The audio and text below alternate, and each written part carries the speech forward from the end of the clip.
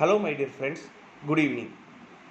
Previous வீடியோவில் கொஸ்டினை எப்படி ஸ்கிப் பண்ணுறது அப்படிங்கிறத பற்றி நான் சொல்லியிருந்தேன். இந்த வீடியோவில் எந்த மாதிரி கொஸ்டினை ஸ்கிப் பண்ணணும் அப்படிங்கிறத பற்றியும் எவ்வளோ எஃபிஷியண்ட்டாக நம்ம ஸ்கிப் பண்ணலாம் அப்படிங்கிறத பற்றியும் டீல் பண்ண போகிறோம். ஸோ இதை பற்றி உங்களுக்கு அண்டர்ஸ்டாண்ட் பண்ணுறதுக்காக 3 கேஸாக நான் பிரிச்சுக்கிறேன்.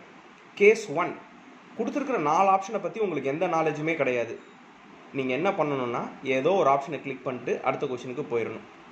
கேஸ் 2, கொடுத்துருக்கிற கொஸ்டின் உங்களால் அண்டர்ஸ்டாண்ட் பண்ண முடியுது, கொடுத்துருக்கிற ஆப்ஷன் உங்களால் அண்டர்ஸ்டாண்ட் பண்ண முடியுது.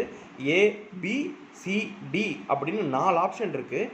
இதில் ஏவும் கிடையாது, சியும் கிடையாதுன்னு முடிவு பண்ணிடுறீங்க. அப்போ பி இல்லை டி இது ரெண்டுத்தில் தான் ஆன்சர்னு உங்களுக்கு தெரிஞ்சிருச்சுன்னா you are having higher probability then case 1.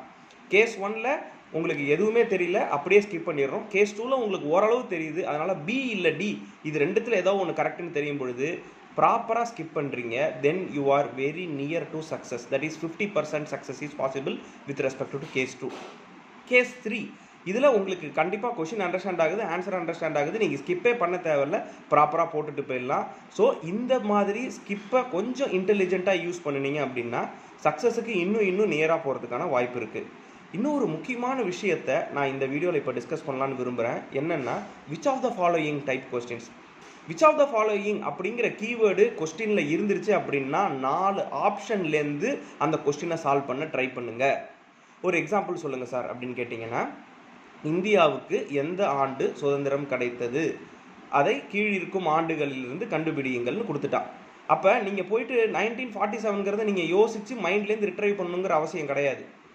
நீங்கள் போயிட்டு 4 ஆப்ஷனில் நீங்கள் எலிமினேட் பண்ணினீங்கனாலே ஈஸியாக கண்டுபிடிச்சிடலாம். So which of the following அப்படின்னு வந்துச்சுன்னா நீங்கள் ஆப்ஷன்லேருந்து போகிறது தான் பெஸ்ட்டான ஆப்ஷனாக இருக்கும். இன்னொரு முக்கியமான விஷயம் இந்த வீடியோவோட கடைசியில் உங்களுக்கு தெரிவிக்கணும்னு நான் நினச்சது என்னென்னா, மோஸ்ட் டேஞ்சரஸ் வேர்டு இன் கொஸ்டின் அப்படின்னு பார்த்தீங்கன்னா நாட்.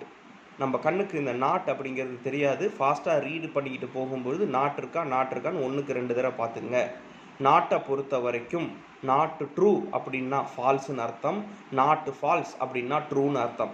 இந்த மாதிரி கொஷினுக்கு ஆன்சர் பண்ணும் பொழுது எது எல்லாம் ட்ரூவோ அதுக்கு டிக் அடிச்சு கொஷினுக்கு பக்கத்தில் டிக் அடிச்சுக்குங்க. எதெல்லாம் ஃபால்ஸோ அதுக்கு இன்டூ மார்க் போட்டுங்க. திரும்ப ஒரு தடவை கொஷினுக்கு போங்க. அவன் நாட் ட்ரூ அப்படின்னு கேட்டிருந்தான்னா இன்டூ போட்டதை ஆப்ஷனில் டிக் பண்ணிவிட்டு வெளில வந்துக்கிட்டே இருங்க. இதுதான் சின்ன ஹேக். அந்த மாதிரி மோஸ்ட் டேஞ்சரஸ் ஆப்ஷன்ஸ் அப்படின்னு என்ன கேட்டிங்கன்னா நான் எப்போவுமே சொல்கிறது all the above, none of the above. All the above, none of the above பார்த்த உடனே நம்மள பல பேருக்கு ரொம்ப சந்தோஷமாயிரும். ஏன் அப்படின்னு கேட்டிங்கன்னா எல்லா கேள்விக்கும் 4 ஆப்ஷன், இந்த கேள்விக்கு 3 ஆப்ஷன், நம்ம ஒரு முன் முடிவுக்கு வந்துடுவோம்.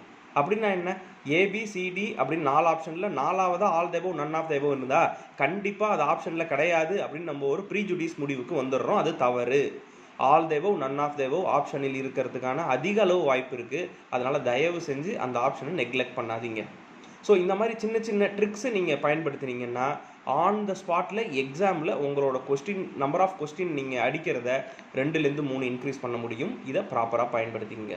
All the very best for your exam நியராக இருக்குன்னு ஃபியர் தேவை கிடையாது. நிச்சயமாக நீங்கள் கிளியர் பண்ண தான் போகிறீங்க. பட் ப்ரிப்பரேஷனை எப்போவுமே விட்டுறாதீங்க. Revision leads to success.